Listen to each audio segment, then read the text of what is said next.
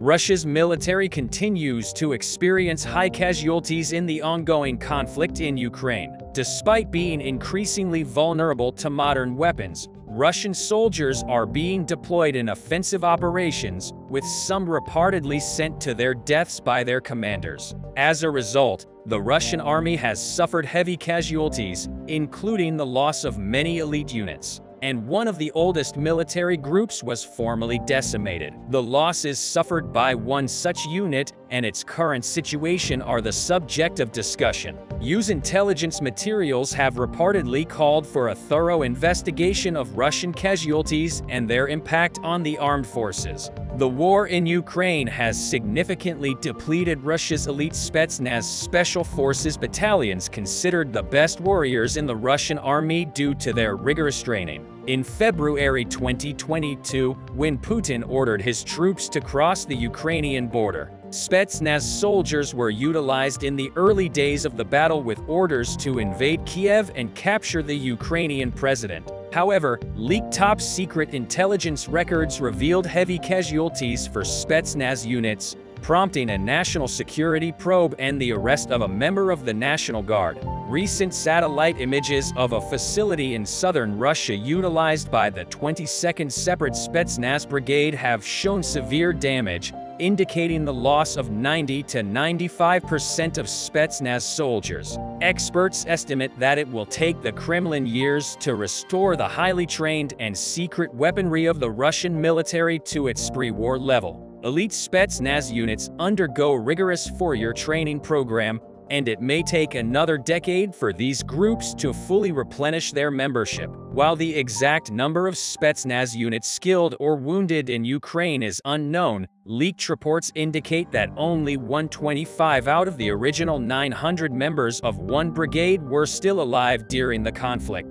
The Spetsnaz Brigade fought a three-pronged offensive by Kremlin forces, with analysts and Russian officials reporting that the fight was heating up for Bakhmut. The defenders were making efforts to stop the Ukrainians from reaching their supplies. According to the United Kingdom's Ministry of Defense, Russia has resumed its offensive on the defensive in the eastern Ukrainian city that has been the scene of the longest and bloodiest conflict of Ukraine's war. Despite intense Russian artillery assaults over the previous 48 hours, the ministry reported that the Ukrainian defense is still holding the western parts of the town. The campaign to conquer Bakhmut was reportedly led by the Wagner Group's forces. Until recently, the infamous Russian mercenary organization known as the Wagner Group has been held responsible for the slow but steady progress that has cost thousands of lives on both sides of the conflict. In Bakhmut,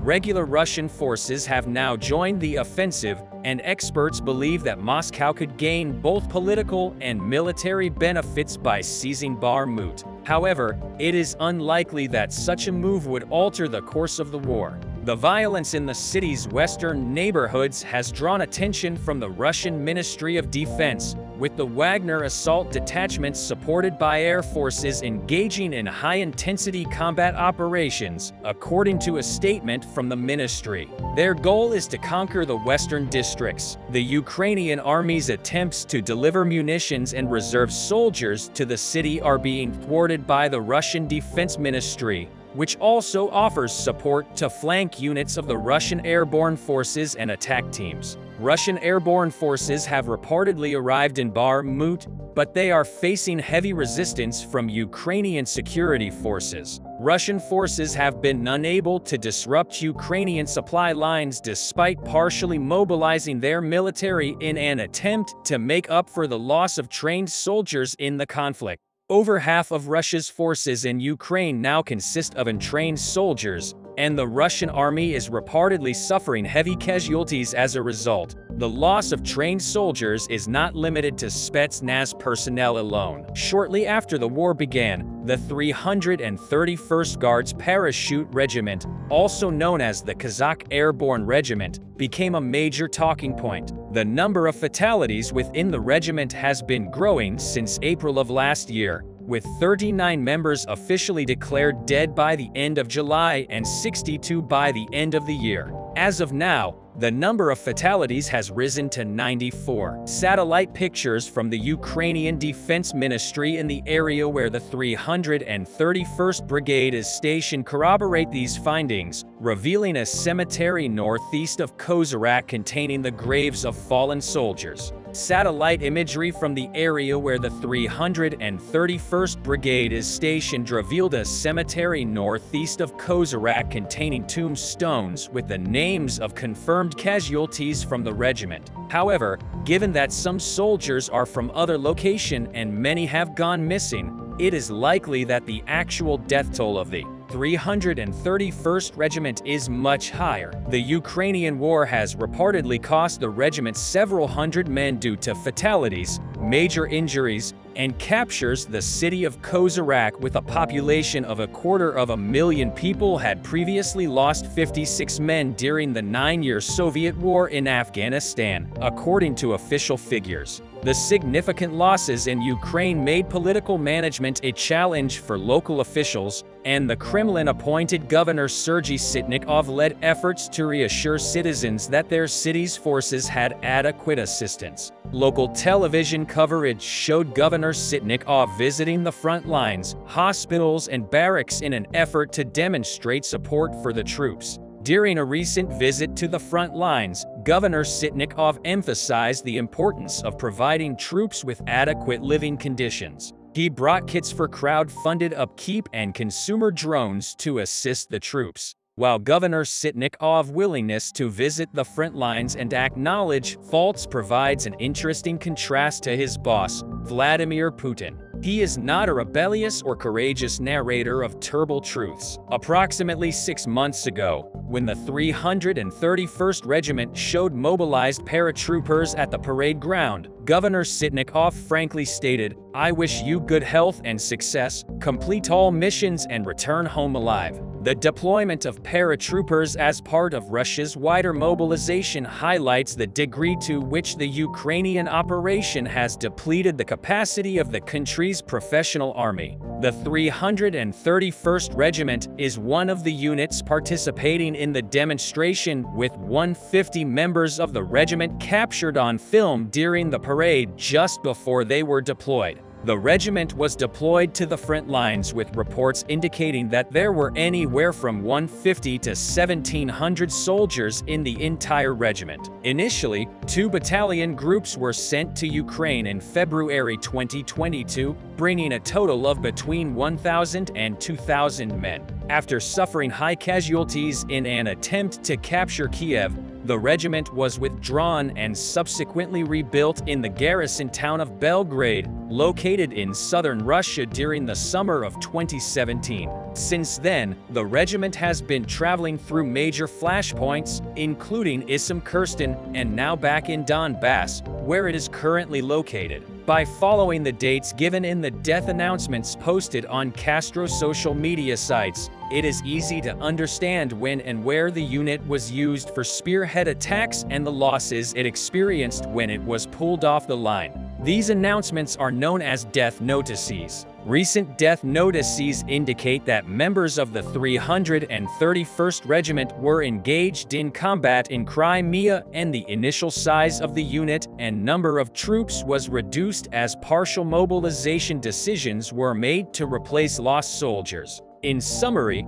the current position of the Russian army suggests that the number of specialists at the front does not exceed 300. As each professional soldier dies, they are gradually replaced by enlisted soldiers who have received combat training. Basic fight. The Russian military is experiencing an unprecedented level of energy loss, and if rumors of another 400,000 people being mobilized in the near term are true, the already depleted army's strength could fall even further again. In a chilling televised speech, President Vladimir Putin announced the invasion of Ukraine. However, Putin's plans quickly unraveled, and over a year has passed since the start of the war, resulting in tens of thousands of Russian soldier deaths and hundreds of thousands of soldiers fleeing the country to escape. Areas along Russia's border with Ukraine are bombed almost daily, and Putin's image as a master strategist has been shattered. This has left him arguably weaker than ever during his 23-year rule. A former KGB colonel and former Russian MP living in exile, Gudkov believes that Putin's failure to achieve a quick victory has cost him the respect and unquestioned loyalty of senior officials. Gudkov stated that Putin cannot run the Kremlin the way he used to, as he has made several mistakes and everyone from the general staff to the leadership of the country has noticed. Gudkov's rhetoric gains even more significance with the events unfolding in Russia. Putin's strategic errors are infuriating Russian residents, especially with the prolonged Ukraine war and the increasing casualties as a result. Many Russians are ready to raise the flag of rebellion against Putin every day. Extraordinary images from Ukraine reveal the growing darkness of the war, with violence on the front lines and never diminishing for a moment. The FSB and their close associates understand the gravity of the situation. The striking aspect of the situation is the reluctance of Russian men to be mobilized following President Vladimir Putin's announcement of partial mobilization in September. This reluctance has added to the complexity in Russia, with mothers implicitly opposing the state by staging protests at enlistment offices and helping men escape across borders. However, a video has emerged that provides hope that authorities outside of Moscow and other cities are not fully enforcing the state's directives. The scene takes place in Siberia, where Governor Sergei Sobolev speaks at a public meeting in what appears to be a school gymnasium. Although the camera does not show the audience, we hear angry Russian mothers demanding answers about what happened to their boys in Ukraine and why they were sent there. The Kremlin and its officials are accused of lying and callous indifference towards their sons, who were sent to the front lines as cannon fodder. Putin's war seems to have earned him the opposition and outrage of the very people he claims to protect. In addition to their usual cynicism towards authority, angry Russian women are now demanding respect and expressing their anger towards the lies they were told about special ops. Moreover, Russian residents are starting to organize against Vladimir Putin as the threat of armed rebellion grows in the country. Thousands of Russians are trying to join the anti-Kremlin resistance. Ilya Panamanian, a former Russian MP and a fierce critic of Putin, is actively trying to create regime change in his own country. Currently living in Kiev, he joined Ukraine's regional defense force after the outbreak of war in February and unequivocally condemned Putin's invasion attempt. Panamanian helped found the Congress of People's Deputies, a transitional parliament of 59 Russian politicians opposed to the Putin regime. He admits that regime change is impossible in his homeland and without armed resistance, and that the opposition to Putin is following the example of the Maidan protests in Ukraine. Ilya Panamanian has claimed to have created his own army to help save Russia from Putin and his elite. He expressed that the Legion of Freedom of Russia, which is part of the Ukrainian army, currently has 1,000 members with another 10,000 people waiting to join. However, before they are allowed to participate, they must prove themselves by committing acts of sabotage in Russia. Panamanian stated that most soldiers wanted to fight in Russia's Freedom Legion in Ukraine rather than work with partisans. One of the qualified requirements to join is to do something in Russia to demonstrate their readiness to fight in Ukraine and risk their lives. However, many Western experts believe that any attempt to overthrow Putin could lead to a new Russian civil war. Despite this, the former Russian lawmaker believes that such a violent scenario could be avoided by collaborating with Putin's elite. The growing anger against Putin in Russia could be a key factor in his downfall as riots and uprisings continue to rock the streets of Russia. Yevgeny Pogossian, founder of the Wagner Group, has urged Vladimir Putin to end the ongoing special military operation in Ukraine and instead focus on reinforcing Russia's dominance over the occupied territories. Pogossian argued that it is necessary for the Russian authorities and society as a whole to put a definitive end to special military operations, suggesting that announcing the end of such operations would let everyone know that Russia has succeeded. However, the Institute for the Study of War, a Washington, D.C. based think tank, dismissed Boghossian's argument as a strawman, noting that his overall message was to advance the invasion. The CW also highlighted Pogodin's distinctive writing style based largely on rigid sarcasm, selective ambiguity, and aphorisms. Meanwhile, Putin is reportedly shocked by the fire of rebellion from his people. The use of vulgar and ironic slang in Russia's uprisings, coupled with the defeats of its army, presents a bleak picture for Vladimir Putin. Russia's reputation as a military power has been severely tarnished, with the perception of the quality of its army and the effectiveness of its arsenal damaged. Despite Russia's superior numbers and brutal tactics, the cost of the war was enormous, resulting in the loss of a valuable part of its population through conscription or emigration. The war also contributed to further oppression internally and alienation from the international community. While Russia's ICBMs, aircraft, warships, and submarines remain formidable, the effectiveness of its ground warfare capabilities and equipment is questionable. Furthermore, Russia's loss of 27 million people in World War II and the subsequent social upheaval after the collapse of the Soviet Union have negatively impacted the country's demographic profile for decades. Putin has prioritized population recovery in Russia due to demographic distress, and the country was making progress. However, the COVID-19 pandemic caused over 1 million deaths in 2020 and 2021, and casualties in the Ukrainian war are also negatively affecting the Russian population. Looking at the casualties, gloomy days await Putin. While the dissolution of the Russian Federation may seem unlikely, a survey conducted by the Atlantic Council reported that half of the global strategists and practitioners surveyed thought Russia would become increasingly unstable and its territorial integrity could be at risk within the next decade.